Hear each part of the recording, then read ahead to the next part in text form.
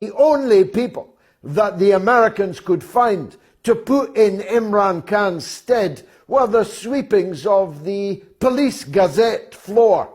The front page of the wanted list was placed in power. Virtually every cabinet minister that the Americans put in power in Islamabad was wanted for high crimes and misdemeanors, usually involving the absconding of large sums of public money and the corrupt workings of a long and deeply corrupt Pakistani political class.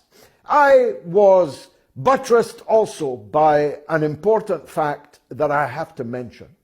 My conclusion that this was an American operation and that the new government of Pakistan was entirely legitimate was buttressed by the absolute silence from my former friends. You see, although I was never close to Imran Khan, I was for more than 30 years at the side of the slain martyr Prime Minister Benazir Bhutto. Indeed, I campaigned to save the life of her father, the martyr Zulfikar Ali Bhutto. I cradled the baby Bilawal Bhutto, now the foreign minister in the American government in Islamabad.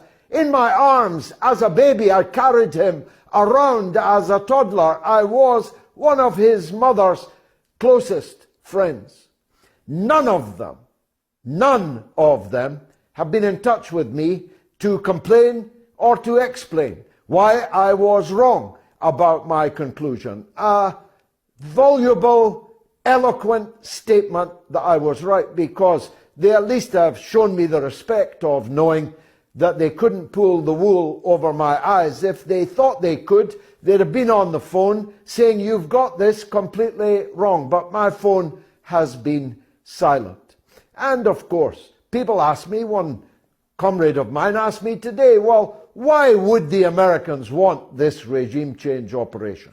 The answer is this.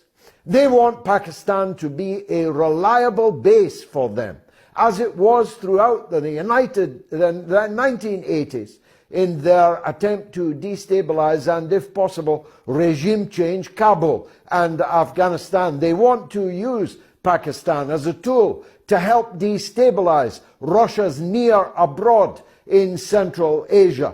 And, if possible, they want to break that ironclad relationship between Pakistan and China.